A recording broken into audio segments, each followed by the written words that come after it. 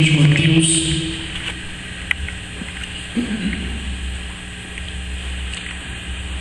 obrigado, Mateus 19,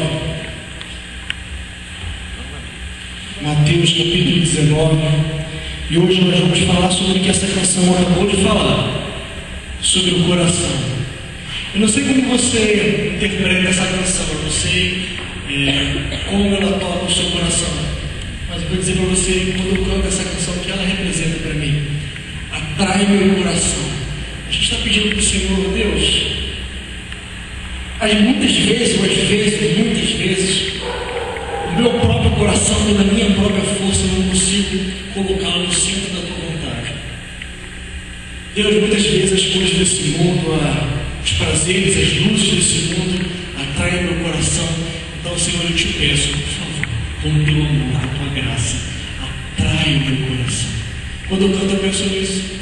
Falo, Senhor, não deixe o mundo atrair meu coração, atrai meu coração, porque muitas vezes a minha própria força não é o suficiente para colocar o meu coração no centro da tua vontade. Então, atrai o meu coração para ti. Então, nessa noite, irmãos, nós vamos falar um pouquinho, não vamos ter muito, até 2 horas da manhã, tá bom, pastor? Né? Tranquilo, né? Então, hoje nós vamos falar sobre o coração. O tema da nossa conversa de hoje, da nossa ministração da palavra, é uma pergunta: onde está o teu coração? Você pode fazer a pergunta para o seu vizinho aí: onde está o teu coração? Não precisa responder a sua pergunta. Onde está o teu coração? A palavra do Senhor em Mateus 19, versículo 16. Mateus 19, versículo 16. Diz a palavra do Senhor: eis que, aproximando-se dele um jovem, disse-lhe: bom mestre, que bem farei para conseguir a vida eterna? E ele lhe disse: por que me chamas bom? Não há bom nenhum, senão um só, que é Deus. Se queres, porém, entrar na vida, guarda os mandamentos. Disse-lhe o jovem: quais? E Jesus lhe respondeu: não matarás, não cometerás adultério, não furtarás, não dirás falso testemunho, honra teu pai e tua mãe, e amarás o teu próximo como a ti mesmo. Disse-lhe o jovem: tudo isso tenho guardado desde a minha mocidade. O que ainda me falta? Disse-lhe Jesus: se queres ser perfeito, vai, vende tudo que tens e dá aos pobres, e terás um tesouro no céu. Vem e segue-me. E o jovem, ouvindo essa palavra, retirou-se triste, porque possuía muitas propriedades. Pai, fala conosco nessa noite, continua falando conosco, precisamos. Em nome de Jesus, amém. Mas antes de a gente falar propriamente sobre o coração, vamos falar um pouquinho sobre esse jovem. Vamos conhecer um pouquinho mais desse jovem. A Bíblia não dá tantos detalhes sobre a vida dele. Esse texto aparece nos 3 evangelhos. Aparece em Mateus, aparece em Marcos, aparece em Lucas. E cada texto vem um pouquinho mais, complementando um pouquinho mais sobre esse jovem. O texto de Lucas fala que ele era um jovem príncipe. Aqui diz que ele era um jovem rico. O fato é que, aparentemente, parece que esse jovem chegou ao Senhor Jesus com uma pergunta sincera: Jesus, o que eu preciso fazer para ganhar a vida eterna? Bom mestre, o que eu preciso fazer para ter essa vida eterna que o Senhor está pregando por aí? Eu tenho ouvido que o Senhor lá na montanha pregou isso. Quando o Senhor estava no parquinho lá, eu ouvi sobre isso também. Às vezes eu estou passando pela rua, eu estou ouvindo as pessoas comentando sobre esse reino dos céus, sobre esse reino de Deus que o Senhor está comentando. Provavelmente esse jovem era sincero. Ele queria saber mais sobre a vida eterna. Sabe que nessas poucas palavras iniciais que ele falou com Jesus, Jesus já conseguiu captar quem era aquele jovem. Jesus, que sonda os corações, em poucas palavras já conseguiu saber as intenções e quem era aquele jovem. Ele começa falando com Jesus o seguinte: bom mestre, bom mestre. Talvez a gente ache que é legal reconhecer Jesus como mestre, como bom, mas bom mestre naquela época era qualquer um. Qualquer rabi, qualquer líder que aparecia com uma explanação diferente, uma interpretação mais bacana sobre a Bíblia, esse era um bom mestre, esse era um rabi, esse era um líder. Aquele jovem inicia a conversa com Jesus, enxergando como um rabi apenas, como um mestre, como um bom mestre. O jovem continua dizendo: Jesus, bom mestre, O que eu preciso fazer para conseguir essa vida eterna? Eu tentei pensar um pouquinho sobre por que esse jovem poderia ter dito isso. Eu não dar mais detalhes sobre a mente, sobre o que estava na mente dele, sobre as intenções do seu coração. Mas se você for depois em casa ler o restante desse texto, depois de onde nós paramos, você vai ver que Jesus começa a falar sobre a riqueza. Ele começa a falar que é muito difícil o rico entrar no reino dos céus, porque o coração do rico está nas riquezas. Talvez esse jovem tenha dito para o Senhor: Senhor, o que eu preciso fazer para ganhar a vida eterna?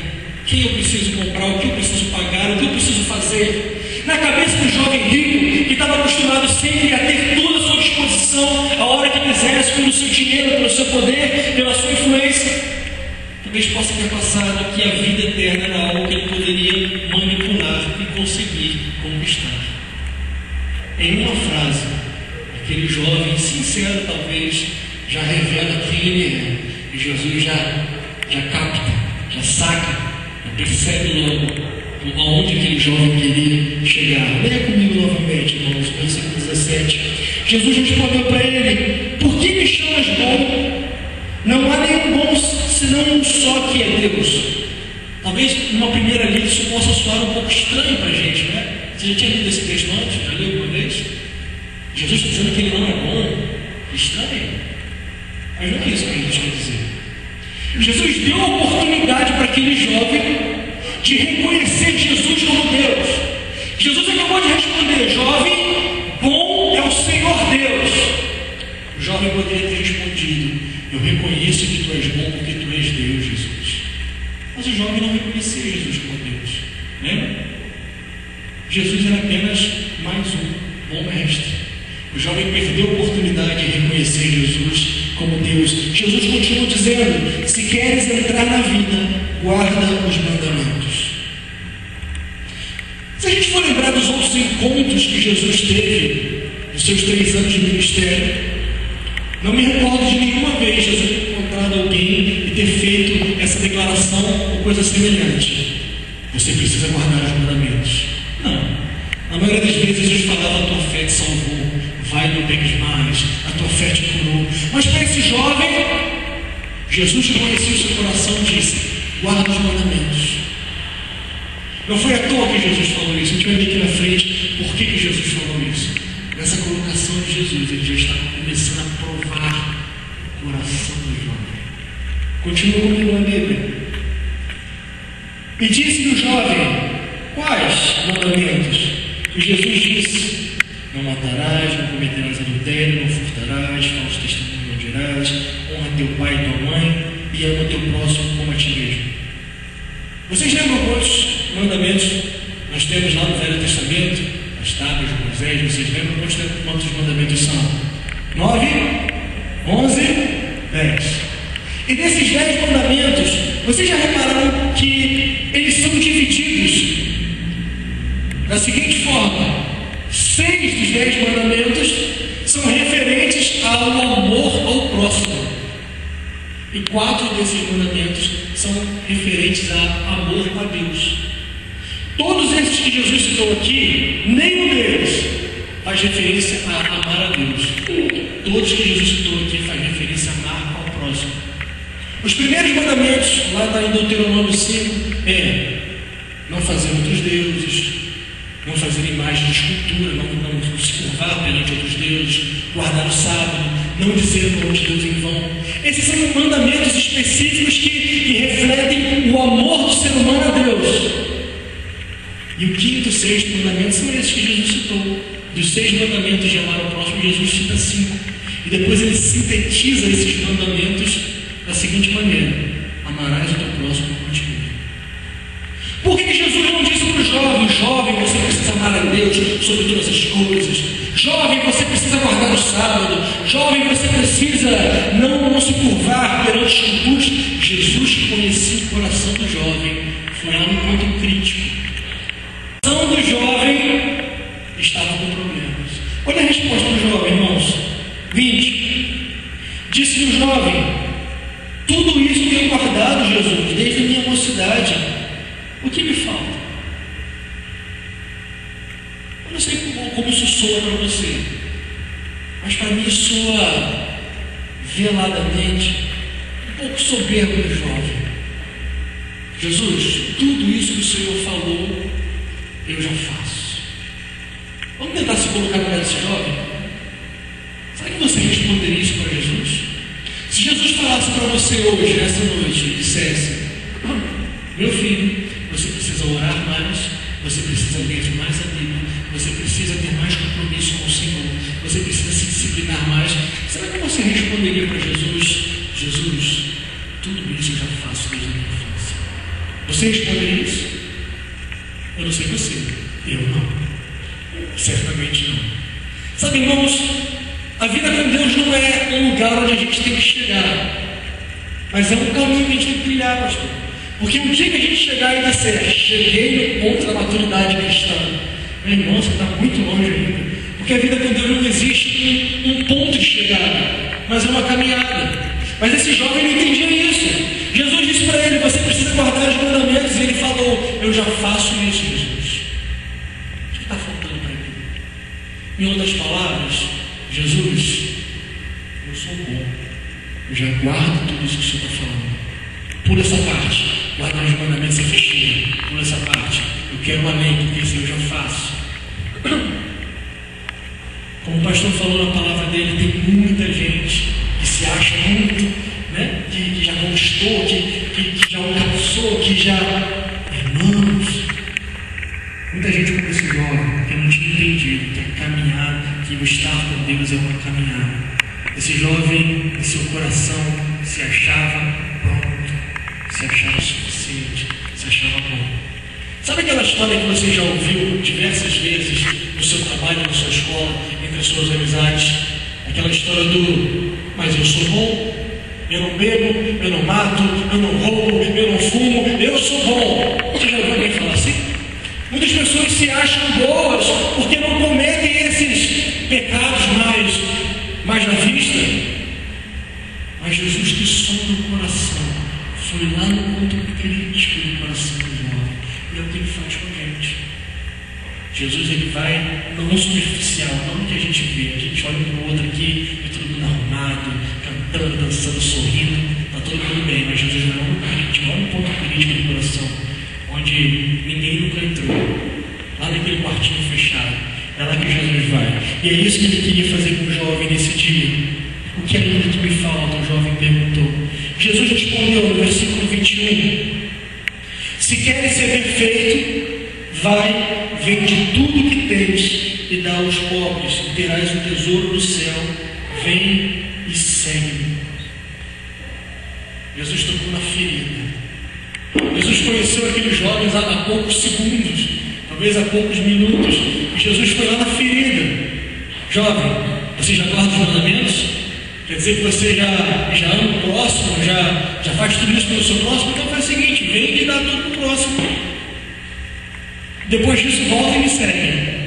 Qual foi a resposta desse jovem? Versículo 22. O jovem, ouvindo essa palavra, retirou-se triste, porque possuía muitas propriedades.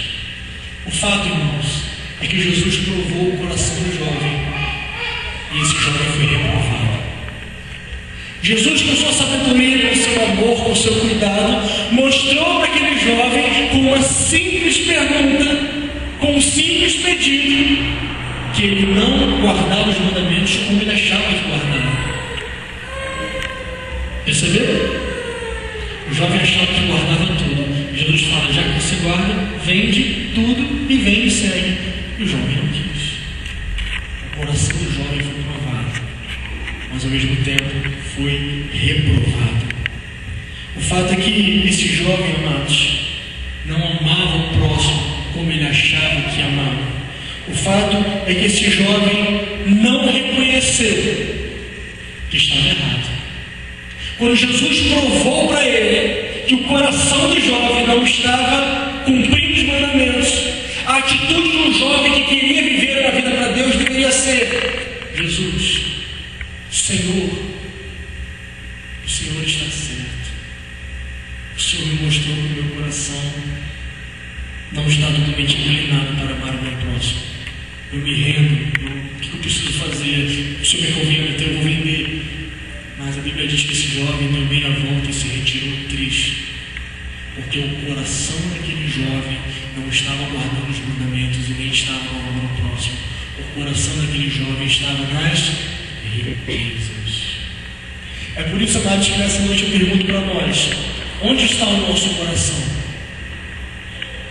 Jesus continua, a gente não vai ler aqui, mas Jesus continua, ele pega essa situação e aproveita que os discípulos estão ali perto dele e ensina os discípulos, aproveitando esse ocorrido. Ele diz: pessoal, é muito difícil o rico se salvar. Ele até usa aquela ilustração que tem algumas interpretações sobre agulha, sobre o camelo passar pela agulha. E os discípulos ficam apavorados com aquilo, mas Jesus, então quem pode se salvar? E Jesus fala: então, para os homens é impossível, mas para Deus nada é impossível. O fato é que aquele coração daquele jovem não estava em servir a Deus, mas em servir as riquezas. Aplicando para nós, amados, trazendo para nós essa pergunta para a gente: aonde está o seu coração? Provavelmente nenhum de nós aqui é rico, não sei, não conheço todo mundo, mas provavelmente nenhum de nós aqui é tão rico quanto esse jovem aqui. Talvez nenhum de nós tenhamos tantas propriedades, tanta riqueza quanto esse jovem aqui. Então talvez o nosso coração não esteja nessa riqueza toda, talvez. Mas talvez o nosso coração esteja em outras riquezas. Talvez o nosso coração esteja em pessoas. Talvez o nosso coração esteja na fama, no reconhecimento, nos aplausos. Talvez o nosso coração esteja em ter.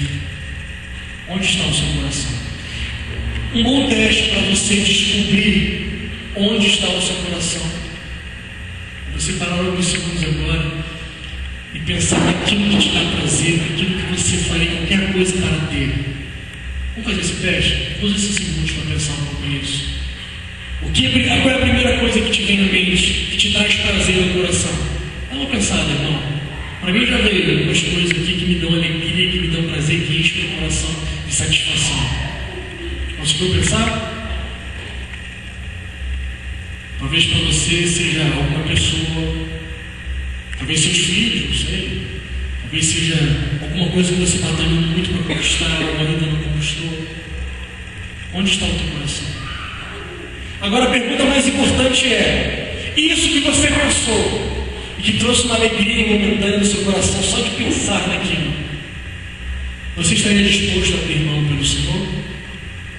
E se Ele te pedisse isso que você pensou, isso que te traz alegria, e te dissesse: abre mão disso, você abriria? Por mais ilógico que possa ser, talvez o que agrade teu coração, o que faz teu coração sonhar, seja algo que você vai usar para o próprio Senhor. Mas e se Ele te pedir isso? Talvez o que te traga alegria no seu coração é ser um jovem usado pelo Senhor, ter um ministério, ser um pregador, ser um ministro de louvor, não sei, ter um ministério que salve e seja ferramenta para salvar milhares e milhares de vidas. Bênção, isso é maravilhoso. Mas e se o Senhor te pedir isso e falar: abre mão disso? E aí, você abre? Se você não abrir mão disso, é porque o teu coração está nisso e não no Senhor. Aquele que tem o coração do Senhor está disposto a abrir mão de qualquer coisa por Ele, a qualquer momento. Sabe, irmãos, eu tenho pensado nos últimos tempos muito sobre a obra de Deus, sobre o reino de Deus, sobre como tem se ensinado o que é participar do reino de Deus. Deixa eu explicar melhor. Muitos jovens têm sonhado em pessoas, em ter a sua voz ouvida por centenas de pessoas, em fazer com que a sua mensagem seja conhecida. Talvez isso seja o desejo de muitos jovens sinceros, como esse jovem era sincero. Mas e se o Senhor não quiser te usar assim? E se o Senhor não quiser que o seu nome seja famoso? E se o Senhor não quiser que o seu nome apareça? E se o Senhor quiser que ninguém te conheça? E se o Senhor quiser usar a sua vida, toda a sua vida, para ganhar uma pessoa? E E se o Senhor quiser usar a tua vida, toda a tua vida, e nunca o teu nome vai ficar famoso, ninguém vai conhecer você, como é que teu coração reagiria a isso? Teu coração está no Senhor o suficiente para obedecê-lo e abrir mão das suas vontades e da sua forma de pensar? Ou o seu coração está no ministério, no fazer? Jesus não se importou com as riquezas desse jovem. Jesus não se importou muito, não deu muita bola pelo fato de o jovem dizer que guardava os mandamentos. Jesus foi lá no coração e sondou o coração daquele jovem. E viu que aquele jovem não tinha o coração no Senhor. Amém, irmãos? Essa noite fica para nós o desafio de sondarmos o nosso coração, sermos sinceros.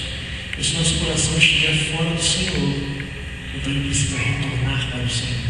Se nosso coração estiver em coisas, se nosso coração estiver em pessoas, se nosso coração estiver em sonhos, se nosso coração estiver em fazer a obra do Senhor, o coração precisa retornar para o Senhor. Vocês lembram como Jesus resume todos os mandamentos? Como é que ele resume? Vocês lembram? Como é que é? Amar a Deus sobre todas as coisas e o próximo como a ti mesmo. Jesus resume todos os mandamentos nisso. É nisso que o seu coração tem que estar. Amar a Deus sobre todas as coisas e o próximo. Ponto. Tudo que vier depois disso, meu irmão, é lucro, mas o seu coração está focado nisso. Se você não for ficar famoso, se você não for ficar rico, se você não for ter um nome conhecido, não importa. Coloca o teu coração em amar o Senhor sobre todas as coisas. Amém, irmãos? Queria orar com vocês. Queria que nesse momento, enquanto nós estivéssemos orando por você desse liberdade para o Espírito Santo sondar o teu coração, sabe? Às vezes a gente, culto após culto, às vezes, né, pastor, às vezes fica meio mecânico, né? Às vezes a gente vem para o culto, senta, ouve a palavra, vai para casa, volta no dia seguinte e acaba isso se tornando apenas uma rotina.